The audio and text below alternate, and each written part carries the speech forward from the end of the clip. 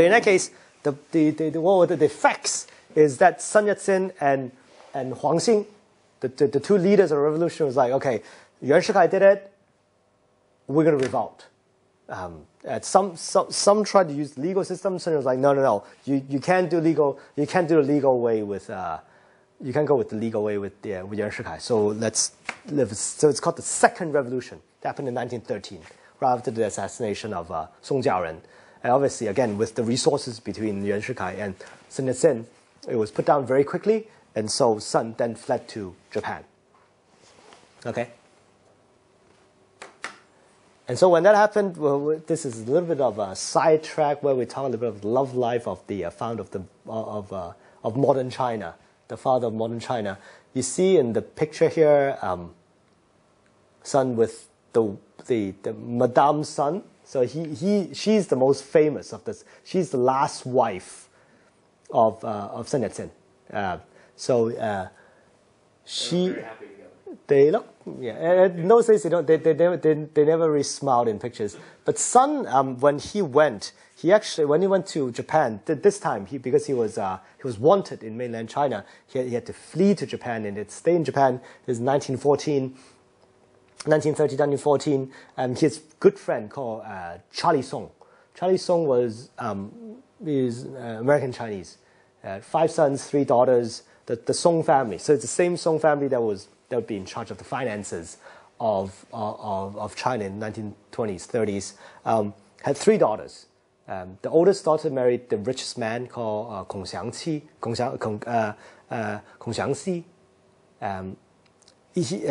That's Song Heling. Song Heling was actually the first secretary of Sun Yat-sen. Then, when he went to Japan, Charlie Song and Song Qingling, the second daughter, came to see Sun Yat-sen, and then with a letter from an old friend from America for Sun Yat-sen. Sun Yat-sen saw Qingling again. Qingling is 27 years younger than him, and liked her. And then they were together. And then the Song parents were like, I don't think so. Like, he's 7 years older than you. He has wives and kids, and how can you do that? So locked her up in the mansion in Shanghai. One of her friends from Wellesley, she went to Wellesley, went to see her, and then gave a letter from Sun Yat-sen. Qingling then saw the letter and jumped off the window from the house and ran towards the pier, bought a ticket, and shipped herself to Tokyo to see Sun Yat-sen. They got married against the wishes of the parents. But then there was a slight thing. Sun had married his first main wife called Lu. So Sun has kids and offspring, all from her. They got married like in the traditional Chinese village way.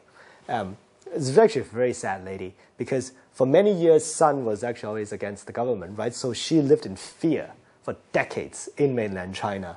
And so Song Qingling, being a Christian, said, you know what? As Christians, we don't really believe in polygamy.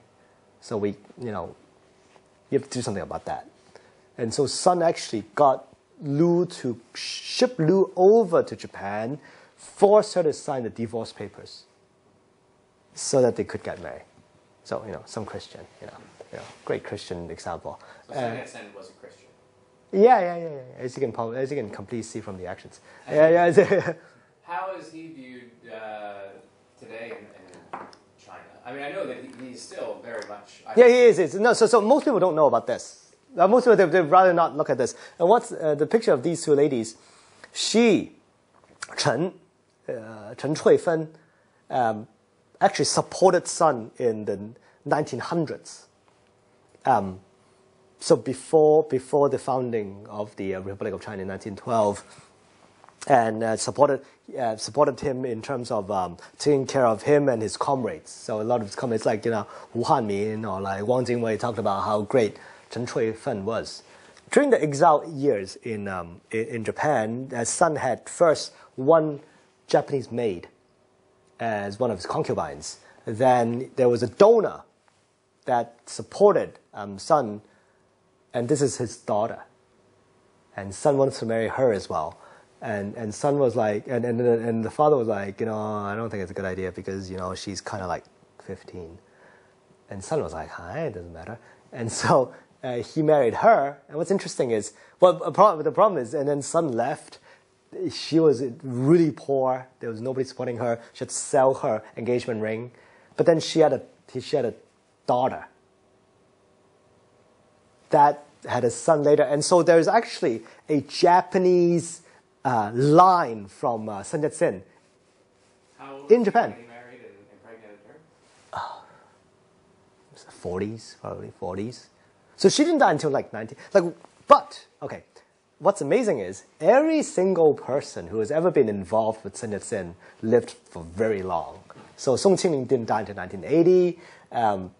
She died in 1970s. She died in 1960s. Everybody lived until like 80-something. So if you've got like the essence of like the Sun Yat-sen, your health at least is good. And they all continued to live either in China or Japan? Yeah, China, Japan, yeah. So actually, she died in Hong Kong. Lu died in Hong Kong. Chen died in Hong Kong. They were actually good friends. I guess, it's like, they at least have one person to gossip about, So it's like, she died until like the 70s or 80s, like really like late. And then so her grandson is still around. Yeah. So he continued to be married to them at the same time, right? Well, I think with Song Qingling, I think he severed all the ties. He severed all the ties with the other ladies. So that's Sun Yat-sen. And then in China with Song gone, Yuan had pretty much all the power. So what did he do?